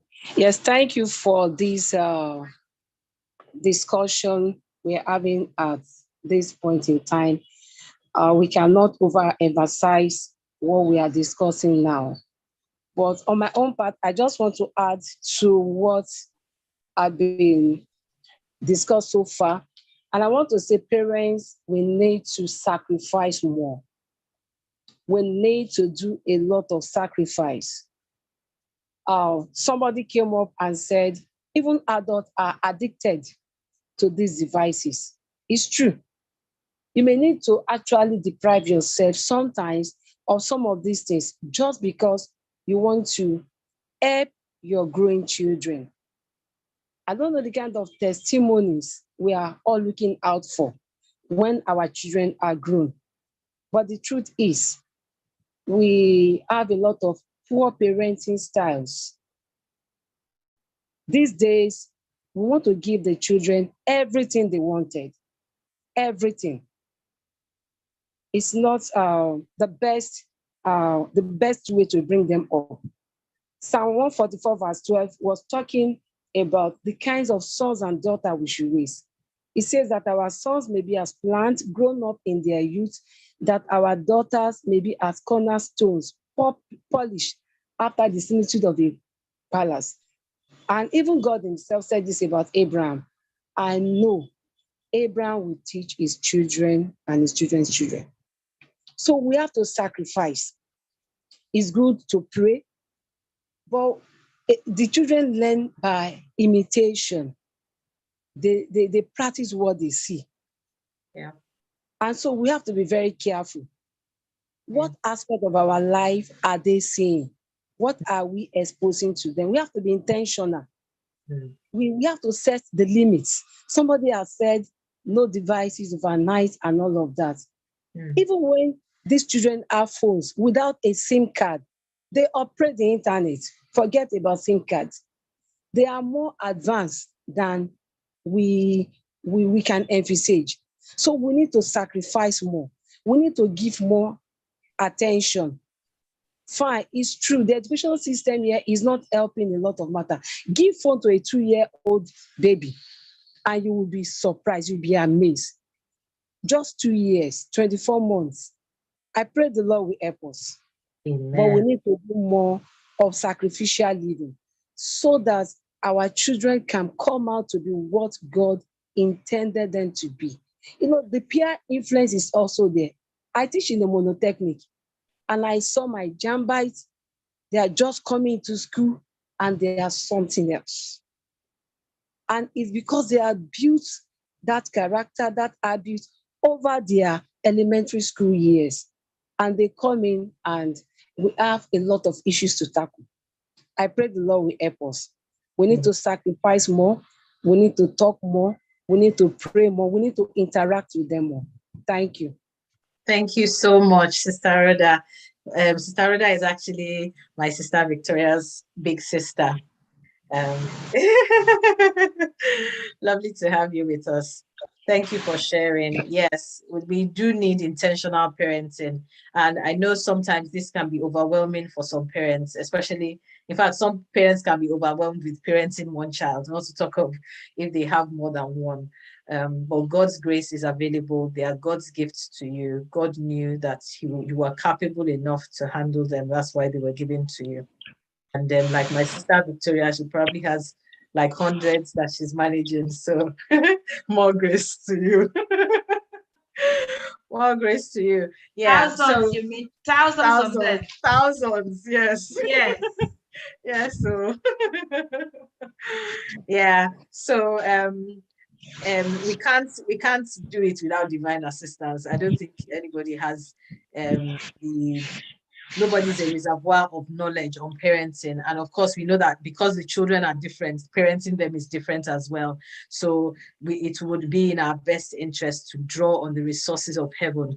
I was listening to a message that I actually preached like 2 Decembers ago, and it was about the angel telling Joseph what manner of child he was having when Jesus was going to be born. And the question at that point was, have we asked God what manner of children we have so that we would know how to train them appropriately? Because that would definitely determine how we handle each and every one of them, even the way we talk to them, even down to the food they even have. So God is able to give specific instructions concerning our children to us if we ask him. And he has said, if we need wisdom, we should ask him. So thank you very much for everyone that has spoken. I think we have Mr. Andrew John, whose hand is up. Please unmute yourself and let us hear you as well. I think my sister Victoria has invited all her family to this forum today. Hello, good evening, everyone. Good evening, sir. I really appreciate everyone for this program. Thank you, sir. And I've also learned a lot. But there is this thing that I want us to also be conscious of, this copy and paste idea. This idea of the device should be taken away from the children. I believe is a kind of a copy and paste method because it doesn't work in every area. You need to think about the location of the child, where they grow. Like where I am now, I'm at Ijegu, close to Ikotun. I can present to you over 500,000 children without a single device. But what they can do is much more bad than children that have access to devices. So yeah, I think it depends on the region, what is working in that region, what they are doing in that place where your child is. If, for example, you are in Lekki, you know Lekki is like an advanced place of Lagos State. There might be reason for you to caution your children on what they go to on devices. But like in the local place where I just mentioned now, I tell you, even the parents doesn't have Android phone, talk less of their child to have access to Android phone. But everything that is online, how they have access to it, we don't know, but they know everything. They have everything. So I believe it still boils down to us, the parents, as one of you have rightly said. As Ms. Adibayo have said, you must also listen to song. Don't say it is devilish song that you won't listen to it. Listen to it. But you are listening to it to know what is inside so that you can know what to teach your own children. I watch American movies, I watch war movies, I watch any movies. But if I'm watching with my children, I try to tell them what I'm watching. Even sometimes my daughter will like, Daddy, is it happening in real life? And I say, yes, it happens. This one happens in real life. This one is a friction. I know. Then coming to cartoons, there are so many cartoons too that are so devilish. You understand? Then, okay, let me use an example. My son watched David and Goliath cartoon on this CBN, this thing. And the next thing, he carried a stone and stoned my neighbor's child and said he is David, the, the neighbor's child is Goliath. And he stoned the boy. The boy almost lost his teeth. You understand? So we now have to correct him. No, that one happens in the Bible. It is not that you now be throwing stone to everybody. Then the next thing he said, I'm Spider-Man. I said, you are not Spider-Man. Before you jump on my TV now, pull everything down. So it is still boils down to we, the parents. Then I found out that in the olden days, they teach us more than now. Now, people doesn't teach children. They just I was opportune to be in a seminar, and that seminar they taught us that from age 0 to 7 is the age you can train your children, and in this dispensation from age 0 to 7 is the age people doesn't train their children. They say they are small, if you want to you understand? And meanwhile, they are more advanced technologically than us. My son can on hotspot without me showing him how to on hotspot for their mommy phone if they want to watch YouTube on their mommy phone. So I don't believe in this copy and paste. If taking away device works for them in America, it might not really work in every region in Nigeria. It might work in some parts. You might have to even give them devices to help them grow in some parts. So it is for each parents to now look at their own children, what is required, and the way they should develop a pattern to train their children. Even if you have 4 children, you might not be able to train them, all of them with the same pattern. You have to know their strengths and weaknesses and how to train all of them in the way they will understand it. So I just want us to be conscious of this copy and paste everywhere because it doesn't work everywhere. Thank you. Thank you very much for sharing that with us. Yes, because our children are different individuals, we do need to know how to relate with them differently. And I think talking with them, communicating with them is so important. About the listening to different songs and watching different things, I would actually beg to differ, but I guess other people are stronger than each other. But I do know that the ears are open by default. So we can't actually say we miss things that are sung or that we hear if we are in that space. So sometimes we listen to things without planning to listen to them, and we might actually hear things. But the issue about looking, I'm extremely careful about the looking. And I know some people love horror films. I said there are enough horrors in this life without me looking for more. But yeah, people have different views about that. But I think one of the most important things is teaching children to decipher between right and wrong. And very, very early on, as little children, children get to decipher between right and wrong. And if very early on we put our guidebook in their hands, for most people, it might be the Bible, it might be a religious book, it might be some other thing that we guide our lives by. If very early on they get to know that this book holds answers and there is somebody I can talk to that can make things clearer if I'm not sure, then they are on the path, they are on a good path. They are on a path to a good future, because even if we are not there, they would still make the right decisions. And so there's nothing as important as introducing our children to God and letting them know him for themselves, so that they can even tell you that, well, God has told me that this is going to happen, and they can tell their mothers and their fathers, and even you will be having to say, okay, I have to ask God myself and ask him what he really said, because if he told you, then he will also tell me. Yes, and that is a good place to be, because we know that even when we can make mistakes, we can talk to someone who does not make mistakes and who knows the end from the beginning. And it is a very comforting and reassuring place to be, because there are so many things that just throw anxieties in our face and throw unknowns and uncertainties in our face all the time. And if we didn't have somebody that was stable, that was rock solid, we would just all cave in, whether we were adults or children. So I think it's really great that we take that on board, as in even we ourselves have God as an anchor and introduce our children to him very early. And God help them to stay on the path as well. That is always a prayer. I don't know whether anybody has a comment, a question. We're beginning to round up. We're aiming maybe 2 hours maximum. But if we have any questions, any comments, let us begin to take them. If anybody wants to raise up hands electronically, please do so. If you feel more comfortable to put it in the chat box, you can.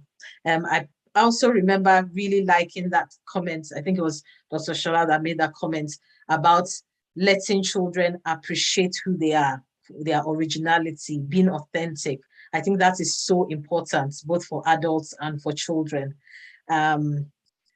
Because everybody is different and everybody has their strengths and weaknesses. And there's a proverb that says that if you put a fish on a tree, the fish would all its life think that it wasn't good for great things. But if you put the fish into water, it will be a star, it will succeed. So it's about finding that right environment to cultivate ourselves and also our children. And then there's this comment that Sister Rhoda made about parents having to sacrifice. And some people might think parents already sacrifice a lot.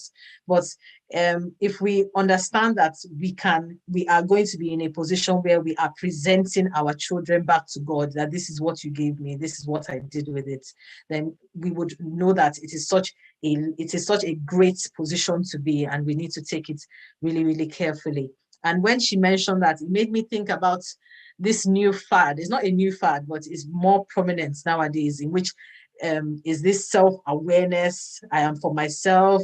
I have to take care of myself and all of that. It's good to take care of yourself, but also realize that you have responsibilities that you have to manage as well. But of course, God can help you do all of the above. That's take care of yourself and take care of your responsibilities as well, whatever they might be. So while we wait for any other questions from the house, I was just going to, okay, someone, Staroda has put a comment here. She says she wants to recommend parents to go and watch Youth Lost, a Christian movie by Mount Zion. It reveals how parents can go the extra mile in raising their children. Thank you very much for that. So I think I put in 2 boxes, things that adults can do and things that children can do that would help with change. And under adults, I put distressing techniques. So parents need to know what they can do to distress they themselves. Otherwise, they will be stressed, and other things will happen that will stress them, and their children can stress them, or their spouses. The second is avoid destructive patterns. So some people might think of destructive patterns as alcohol, smoking, recreational drugs, but even things like not sleeping well, being online all the time, talking all the time, and not talking at all are both problems. But those are destructive patterns. Not wanting to relate with people. Of course, those are destructive patterns, but people don't know until it becomes a huge problem when they now maybe go into a state of depression or they don't talk to anybody at all. The other thing about change is that gather facts and know when to stop. So this was more relevant during the pandemic. There was so much hearsay, there was so much rumor mongering. It's very important that you gather facts. So many times we have Google, we have some other places where we can confirm. So don't just take a forwarded message and just start forwarding it and just stressing your own self and your own brain about things that are not even true. So gather facts, also know when to stop, know when to turn off the television, know when to turn off your gadgets because they can affect parents as well, and limit worry by lessening time with upsetting news or upsetting. There was somebody that I spoke to in clinic, and the person was saying, "No, she can't sleep. Her heart is going fast." I said, "Is there a particular time you notice this happens?" She says, "When they are saying the news." I said, "Then you just switch it off. That's where the solution is. Not everything is medicine." Okay. Then remember what helped you in the past. So a lot of people that are adults have gone through different situations, stressful situations. They've come out strong. Remember that. Remember how you were helped in the past. Remember those testimonials. Remember what you did. Remember the covenants. Remember the altars. Of course, not everybody knows what I'm talking about, but some people know. If you don't know, see me in camera. But of course, there are other things that might have helped you through those seasons of your life that you want to remember, and it helps you through the next season of your life. The next thing is supportive family and friends cannot be overemphasized. We need people, and we need good people in our space. We need people that help us, and we also need people that we are able to help and encourage. It's good, both upstream and downstream. It helps us become healthy and balanced individuals. So crafts, music, journaling, volunteering, those are things that definitely help with mental and emotional health. I don't know that Shola wants to add to that, but those were the things I had written there about things that would help adults. And I wrote a few things about children as well, and that is about a regular routine or creating a routine for children, because we realize that most adults that are even productive have a routine of some sort. So having a routine for a child makes them balanced, makes them focused and things like that. And I know a lot of parents on the forum already have a routine for their children. Then safe play, safe relaxation. So of course we know that the internet is not always a safe place, and sometimes even places that they go. So that's why it's important to even know their friends as well, because safe play and safe relaxation is important. And of course, you cannot be telling a child to relax if you're a parent that never relaxes. So some people think it's a badge of honor to work 7 days a week. It isn't. It is a marker of stress, and it's a marker that you might not live very long if you're working that way. Anyway, let me not be so blunt, but the creator decided to take 1 day of rest, so it would be a good idea if you follow suit. He didn't have to. I believe he did that to create an example for some people. Of course, spirituality. Let us teach our children spirituality. I find it very strange. Children are in church and they're playing. As in, I don't get it. I've never got it. I see it a lot in this part of the world. I don't know whether it's now common in Nigeria, because for a while I've been there. But as in, you are in church, you are not lifting up your hands. You are not closing your eyes. Are you okay? As in, it's just really strange. So if you're going to be spiritual, let us teach them what spirituality is about. Of course, they will be watching their parents, of course. So if you're replying text, they are with phones in church. They are with phones in church. I've had to do that a lot of times. Now you realize that that's a little bit difficult because we have Bibles on the phones these days. So that's the other thing. So when sometimes some people insist that, oh, we need to have a physical Bible, sometimes I don't blame them, because you are looking at your Bible on your phone and then the WhatsApp message comes in, or this one comes in, that one comes in, and it takes a lot of self-control not to look at them because they're right in your space. So yes, there is that. Okay, so listening to children, extra love, extra attention. We live in a world that is more vocal than before, more expressive than before. It's important that we express that to our children, especially, and our loved ones as well, and pay them attention. Some people don't realize that even looking at somebody in the eyes is paying attention.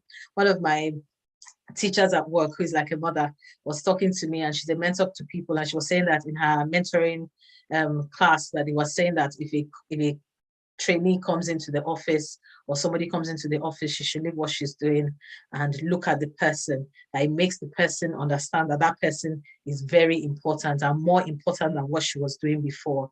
And she just said it in passing, but I took it on board. Of course, when people look at you when they're talking to you, you know that they are paying attention. Can't be looking at them and you're pinging and ponging on the phone. You already know that your attention is divided. And of course, this creates rifts between couples and families, because they say, mommy's not listening. Mommy is looking at the phone. She's not even hearing what I'm saying. So it makes a difference when we can look at our children and communicate that we are present with them. Then speak kindly, reassure. Kindness is always in vogue. Kindness is always in vogue. Let us be kind. Let us be kind to ourselves. Let us be kind to people around us. Let us be kind to people that we don't know. We do need to be kind. Love is patient. Love is kind. Let us be kind. Then importance of clear information to children. I think people have already mentioned that today, so maybe I'm going over it. Teaching children the ability to shut down, how important it is to be able to shut down and say, no, this is enough. I've had enough screen time today. I've had enough of this phone. This is distressing news. I'm going to shut it down. It's about letting them know that they have permission. They don't have to be there because everybody is there. They don't have to be online. They don't have to do this because it's popular. They can decide they are not even touching their phones for 2 days, and the world will go on. It's all this buzz as though, if I'm not there, I'll be missing out. If I'm not looking at this one will stop. As in, I don't understand. When people tell me they have their phones on all night, I don't get it. I say, are you on call? I don't miss that at all. Okay, and then eliminate fear. Eliminate fear, but we cannot eliminate fear if we are fearful parents. And really, we cannot eliminate fear as parents if we do not have someone that we take our worries and cares to. So that is very important. And I hope you have somebody that you take your worries and cares to. And so that will be my final comment before I take final words from all our amazing panelists today. But before we do that, I will just read what has come on the chat. Okay. So Staroda has said online Bibles isn't the best for church. However, if we must use electronic Bibles on our phones, then we need to apply the flight mode to avoid distractions. Thank you for that. Someone has also said, we also need to know that our children are gifts to us and we are caretakers. That's from Stella Mogeku. And she says, someday we shall give account to our maker, the owner of the children. Let us be intentional in our parenting, follow God's instruction on raising children, and go the extra mile for their sake. They have the real world to face. Their foundation should be solid. May God help us. And from Christiana Fotola, who is one of our amazing admin on Find the Link Parenting, she says, as a teenage church teacher, we have made it compulsory for all the children to come with a real Bible. No phones, and parents are aware. Any parents not happy, we are happy for their children to sit with them in adult church. Rules are rules. This was a serious, man. No phones allowed. No phones are allowed in school during teaching school. So why church? That's very important. That's really key. Okay, so we already know what works, and if we must know the people in Silicon Valley, the people that that created the devices, they don't allow their children to stay on these devices. So let's not consider it a fad to have the children on the devices all the time, or to even have ourselves on the devices all the time, because even they realize it's addictive, and it was also designed to be so. How would they have a great market? But nonetheless, let me not spoil their markets. The devices do have a lot of advantages, I must say. So if we have no more questions from the house, someone has said, someone asked a question. Are you able to locate the question before Sister Rhoda's question? Where is that question? Sorry.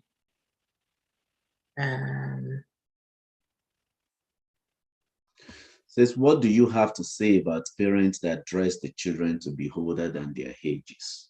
For example, a 12-year-old doing braids that's shoulder length. Doing braids.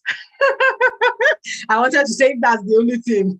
That's not bad. Braids that are shoulder length. Braids that are shoulder length. I wanted to say if it's just that, I wouldn't even bother. The world is much worse than that one. Braids are just nothing. Just water a drop in the bucket. But yes, this part of appreciating our culture. Of course, things like braids do pull on the hair, so they could start getting bald earlier than planned if they keep at it with the braids, which is why there are many more convenient ways of dressing female children, including wigs. But we wouldn't say who is wearing wigs and who's not wearing it in this meeting. But yes, it is the parents' responsibility to decide what their children are going to wear.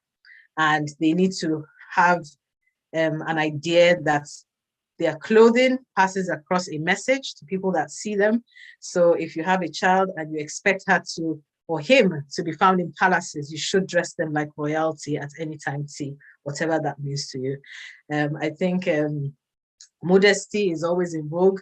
I don't even need to go into detail. If I'll even just leave it for anybody to go and check Google. How does royalty dress? Examples of royalty in our society. How do they look? They actually live a lifestyle of discipline, and they dress rather conservative, but they dress in a way that accords them respect even before they open their mouths. That is the way God's children need to dress. And I think I will not say very much about that, but clothes that expose body parts that are usually supposed to be hidden, clothes that are, I don't even know why I should need to go into detail, but sometimes some things need to be said quite explicitly. But yes, there are downsides to dressing up children that way, makeup and everything from the age of 3. And sometimes you realize, is this the child or is this the parents? And then you realize it's probably the parents trying to appear glamorous online. That's why they're doing that for the child. And that in itself might need to be a weakness that even the parents confront in themselves. But yes, these are not easy decisions, but let's just say simplicity is always in vogue. And let us ask God for the answers that we do not know, or questions we do not know the answers to. But I'm happy for any of the other panelists to give an answer to that question before they tell us their final words. I'd like to make a comment, please.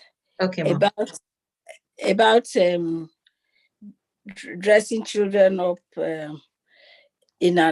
dressing young children up like adults. I think that doing such a thing might just be exposing them to other things that are adults, including sexuality, at an age when they are not even yet psychologically ready for it. It's very important to let children be children. They're never going to be children again. They're never going to. If you look at the life of a person like Michael Jackson, part of that child's problem was that when he was a child, as early as the age of 5, he was already a showman on the stage, and he spent his childhood earning money as a musician, and a successful one at that. No wonder when he grew up, he wanted to be a child.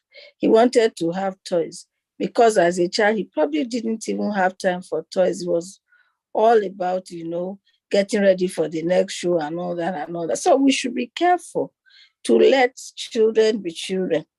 When they grow up, they look at themselves in their children's clothes, they'll be happy. And, the more you let children think it's okay to wear makeup. You know what I used to tell my daughter was that makeup is about when beauty is beginning to fade and you think you want to augment it. Yes, but when a child is a child, what are you making up a child for? Children have no business with makeup. That is the time when their innocence makes them look.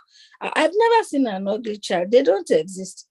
It's adults that become ugly. Yes, adults become uglified because of, their characters and the things they become in life.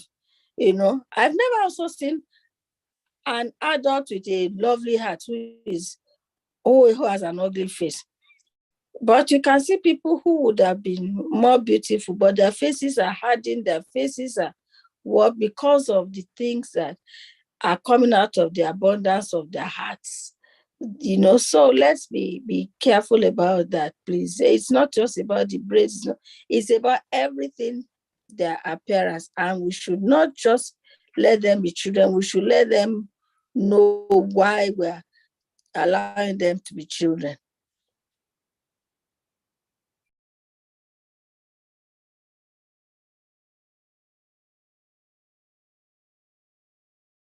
Thank you so much for that, ma'am. We really appreciate that. Thank you. I think we have a comment from Ibis. Thank you. Let's hear you. Okay. Good evening, everyone. I just wanted to just make a comment about what the last speaker just said. Yeah. Because I remember during the course of the meeting, somebody said, Google Joshua Agbola. So I went and Googled, and it's a very wonderful story, great story. But one thing that came to my mind immediately was that a lot of times when children start to get into things like this, whether it is in the area of music or tech, whatever area it is, when a child begins to gain success, a child needs special care. And it's not a bad thing, it's a wonderful thing. I mean, we want to have more children like Michael Jackson. Yeah.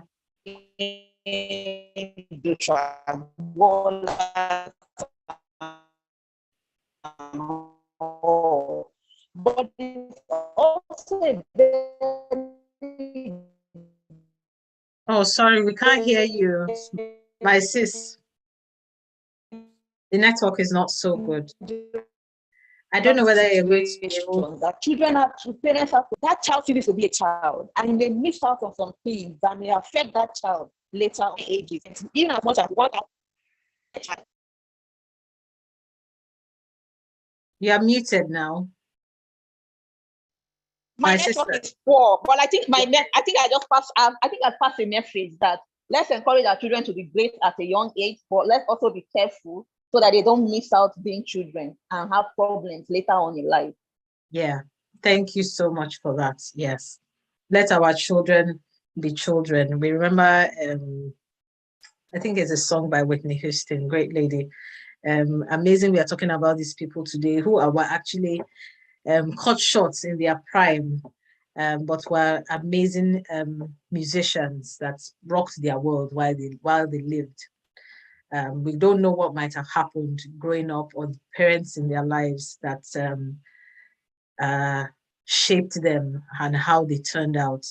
But there's one of her songs in which she says she remembers long ago how the children used to be, and they should teach us how to laugh again. So as Auntie Shola has mentioned about the innocence of children that we as adults should retain, the same way, let us as parents allow the children to retain that for as long as they can. Childhood is a lovely place where you're supposed to be carefree, you're supposed to have no cares, no worries. You're supposed to be able to laugh, you're supposed to be happy, not supposed to be sitting buried in a book, not unless that's your favorite thing, your hobby, to be buried in a book, like maybe 3-year-olds that are reading their Sacrificial, genius in the making. But most children would have a need to play and relax, and let us not put the burdens of adulting on them at such a young age. They would get there, and they're going to be there for a long time. But yes, let them enjoy their childhood, and let us enjoy them too as children. We have just a short time as well to enjoy them as children. Yes, someone has put again on the chat. Let me just read it out. Thank you so much, Sister Shola, for Prof. Ayedu. We are grateful to all our speakers. We've been really blessed today. And from Sister Joke, she says she's right about parents being intentional. I know them. I've had a good discussion with them. He's also active in church. Yes. So, of course, some parents, the downside is that they don't want their children to do anything at all. But yes, we do know that we have children prodigies and we have geniuses and we have gifts that have been given to the world. And some of them are our own children. So let us appreciate them. Let God teach us how to groom them till they are adults, and then they can handle themselves from there. And once they know what to do. But yes, thank you very much for sharing that with us. God bless you. So, as I was saying, final words from our speakers. We're rounding up. Oh, it's almost 2 hours, but we started a little late. Okay, final words, Dr. Sunkanmi, Auntie Sola, and Mrs. Victoria. Let's hear your final words. Thank you. Okay, I'm starting to give that first too. Okay, well, I just want to just say this, that as my final word, parenting is indeed spiritual. And when I say spiritual, I don't mean religious. They are two different things. It's spiritual, and we need to trust the Lord with the whole of our hearts. And we should never lean on our own understanding in all our ways, and all meaning including parenting ways. We should acknowledge him, and he will direct our paths. That's Proverbs chapter 3, verse 5 and 6. Is very instructive. Thank you. Thank you very much. That's Dr. Sunkanmi Anjorin. I did tell you he's a minister of the gospel that has shown through today. He's also a medical doctor. Lovely to have you. Thank you very much for that. Yes, Auntie Sola, let's hear you. I think I like what Dr. Anjorin said, that parenting is spiritual. So the word that was dropped into my heart was to reiterate something we said today. Parenting is also sacrificial. Good parenting is sacrificial, including sometimes sacrificing some kind of adoration you might want your children to give you at a certain time, because you're saying things that maybe are not very pleasing to them. You're not permitting them to do some things that everybody is doing. Sacrifice it. Later, they will be grateful to you, so long as they see that you are being truthful to them and it benefited them. So if we make that sacrifice, we will get the reward. But we have to sacrifice our time, sacrifice our resources. Some things we need to give our children. We don't have to be selfish to hold back because we are only thinking about ourselves. Give our children the best of opportunities. Take them to the right places, including traveling with them, Sacrifice to let your children know that you love them and to give them the best within the ambience of good spirituality. So maybe our sister will add another S. Parenting is spiritual. Parenting is sacrificial. You're on the hot seat now, my sister Victoria. Well, I tried to add an R when Dr. Sunkanmi talked about rules. Then Dr. Olusola talked about roots. I tried, the thing did not work. So don't let me also try with S now. Well, of course, be yourself. You are authentic. Yes, we can't take anything away from that spirituality. I must mention, for example, I have on the platform here, Mommy Ima Chris. She was an ex-parent of my school. I tell you, if not that I know beyond every reasonable doubt that Mommy Aguma has no other person she talks to about a child. Sass and Mass, I kid you not. Each time there is something wrong with Victoria, Mommy gets the signal. She calls that day. She gets to know. She's that connected with her children. And that has helped fund, and that's one family I'm so glad to God for. So truthfully, what I have in my closing speech is there is going to be greater pandemic in the homes if parents and or guardians don't play their own roles well. Yet you can't play that role without being involved in your children's life. But I tell you, there's some things you think you see, but if God does not open your spiritual eyes, you can't get there. So my S is still on the spirituality, because he's the first parent and it keeps on parenting us by the day. We can't ever overemphasize the need to get direction from God. That is it. But we've seen COVID as a pandemic. We've seen Ebola. We've seen all manner. There is a greater pandemic coming if parents keep neglecting their roles, not getting sacrificial, not being intentional, not being there for the children. But I believe that God is helping this generation like never before. Thank you so much. Thank you so much to our amazing speakers. Thank you, Dr. Sola Ephraim-Oluwanuga.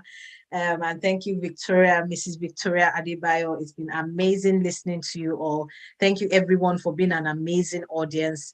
I think my sister Victoria's S will be parenting is seen. You need to be seen. You need to be seen as a parent. You need to be really seen inside, seen outside, foresight, inside, sights. Very important. Yeah, so God will help us. We can't do it without the help of God, and we can't do it on our own. For those that have not been on the YouTube channel, it's temitopepraisingchild. There is a lovely video on intentional parenting, and there are about 4 others, including on teenagers and others coming later that will be on the and this is YouTube live, so we can rewatch this session for those that popped in late. On parenting, Find the Link Parenting. You're welcome to join Find the Link Parenting. Our speakers today happen to be on Find the Link Parenting, which is a WhatsApp group online that we have discussions from time to time and share together. If you would like to join, I think someone can put the link on the group, on the Zoom, so that is a joining link. That's if you're interested in joining the group. But we still have tomorrow. We have prayers tomorrow. It's for 2 hours. From 4 to 6 by the grace of God, and we have 2 amazing parents who are going to be leading those prayers. It's going to be a powerful time, and we would also take prayers from the house, so please join us. So we'll end with our final words on Find the Link Parenting, and that is do we know it?